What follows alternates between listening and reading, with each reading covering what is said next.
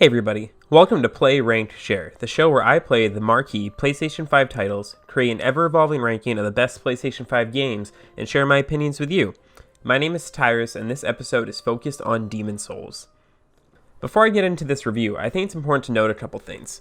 First, because I'm doing this PlayStation 5-centric review series, I've established this insane personal goal that I need to beat every single PlayStation Studios games that is released for the PlayStation 5. With the exception of MLB The Show series, although I do love that franchise. That said, when Demon's Souls was revealed back in June, I was disappointed that this was the game that Bluepoint was remaking. I've never played a Souls genre game before and was honestly intimidated at the prospect of playing Demon's Souls around the launch of the PS5. The overwhelming difficulty has never been something that made me want to purchase one of the From Software's games, even as they have grown in popularity over the years. I normally like to play single-player games with a rich narrative, and to my understanding, Souls games are more focused on the gameplay challenges. Regardless, my goal of beating every PlayStation Studios game has led me to this review. Also important to note, the gameplay I recorded to use in this review was done in New Game Plus mode, which seems to have a very big difficulty spike over the regular game, since I just continually kept dying every time I tried to record footage for this review, but I swear I did beat this game. Since this is my first Souls game, I think it's appropriate to begin the review by talking about the difficulty of the game. It rocked me to my core. It took a few hours for me just to clear the first area, and instead of enjoying it, I found it extremely daunting. I was doing the math and I was on pace to complete the game in over 60 hours, which is something I did not want to do. However, I listened to guides on how to maximize character builds and decided to play as a mage, since that seemed to make the game a little less difficult, and also I was just really bad with sword combat, so I was trying to avoid that. I think for any newcomer to this genre of game, using an online guide will help you understand game systems better, since the game doesn't do a great job of explaining everything. I still struggled through several of the other early levels, but I found the slow crawl progress incredibly satisfying as time went on.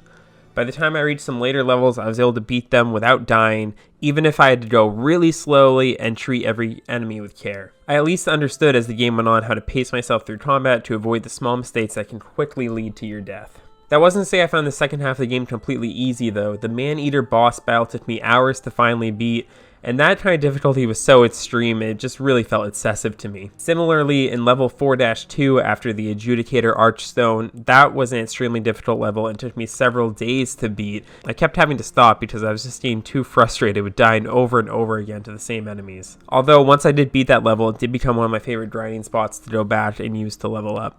Learning the mechanics and pacing of Demon's Souls takes time, but as I learned the flow of the game, it made my experience significantly more enjoyable. After not really liking it earlier on, by the time I rolled credits on this game, it became one of my favorite games of the year, and I'm debating jumping back in and trying to beat the much more difficult New Game Plus mode. Demon's Souls made me rethink the way that I played games. I normally like to trailblaze through a level, feeling overpowered and defeating all the grunts in my path. However, Demon's Souls makes you think through the attacks of every enemy and respect that if you mishandle them, they could quickly kill you. Since I had spent a lot of time in the Soul form, where you only have half your HP, many enemies could defeat me in just 1 or 2 hits. Additionally, I loved the boss battles in Demon's Souls. Each boss battle stood out as distinct and was a tough challenge. I had to analyze how to best approach each boss, and I was always spamming my warding spell, which increased my defense and gave me just a small chance at survival.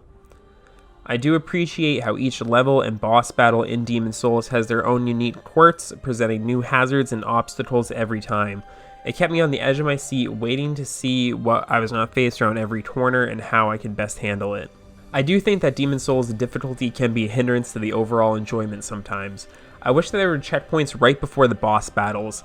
Sometimes levels would have shortcuts that you unlocked that take you right to the boss battle after you complete traversing most of the level, and I appreciated the shortcut in case you die to the boss. Demon's Souls does have a very genius level design around these shortcuts. I would often feel like I'm aimlessly roaming around for roughly 2 hours to get to a boss battle, but then I'd find a shortcut that takes me right back to the beginning, making me realize I was doing one big loop. However, some levels didn't contain this type of shortcut, and I found that really annoying.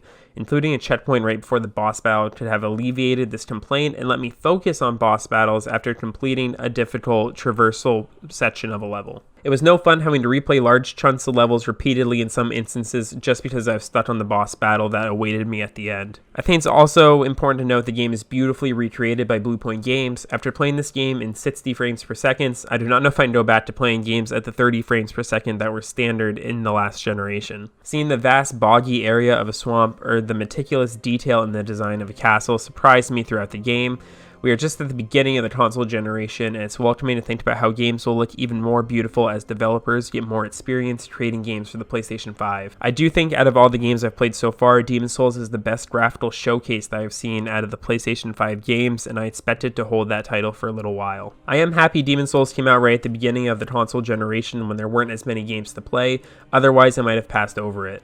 Demon's Souls offers stunning graphics, unique character designs, and a brutal challenge over the course of the campaign that took me 34 hours to beat.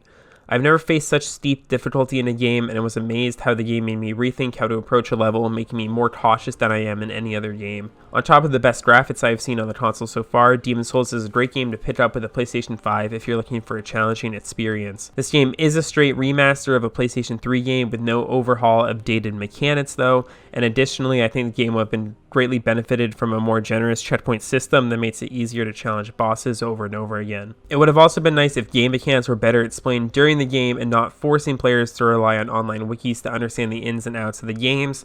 That includes things such as upgrading your character, how equipment helps you through the different levels, and which spells you should purchase, or even how to unlock merchants in the game that give you access to things like spells. Despite these critiques, I think Demon's Souls is a very great game, and I give it a score at 8.5 out of 10. When it comes to ranking Demon's Souls, it made me impressed with how strong the launch lineup is for the PlayStation 5. Between first-party games like Spider-Man Miles Morales and Sackboy Big Adventure, indie darling games like Bugsnax and The Pathless, and strong third-party support from games like Assassin's Creed Valhalla, which I still need to find time to beat, it is a very strong set of games that should have something that appeals to every gamer. That being said, I do think Demon's Souls is the best looking game of the bunch and has some of the strongest gameplay. However, due to the intense difficulty, I find it a game that is hard to recommend to everyone, unlike most of the other games on this list. Overall, I'm going to rank Demon's Souls at number 3 on my list of best PlayStation 5 games. I think if hard games appeal to you, you will really like this game. However, I think this game is not super approachable, unlike Spider-Man or Sackboy, leading to this number 3 ranking. I think this remake truly showcases the quality that Bluepoint Games can produce, and I hope PlayStation targets them as a studio acquisition soon. I'm excited to see what remake they produce next, and I'll keep my fingers crossed that it is finally a Legend of Dragoon remake. No studio produces better remakes than Bluepoint Games, and I think that they're one of the most underrated studios in the industry right now. Thank you so much for watching this episode of Play, Rank, Share. Make sure to subscribe and ring the bell to be notified when future episodes are released. The next review should be on Hitman 3 in the coming days, and I hope to get to Assassin's Creed Valhalla eventually as soon as I have time to beat that massive campaign. If you want to see gameplay of Demon's Souls, make sure to check out our early impressions on our show, The Game Receipt. Let me know your thoughts on Demon's Souls in the comments below, and until next time, don't stop sharing.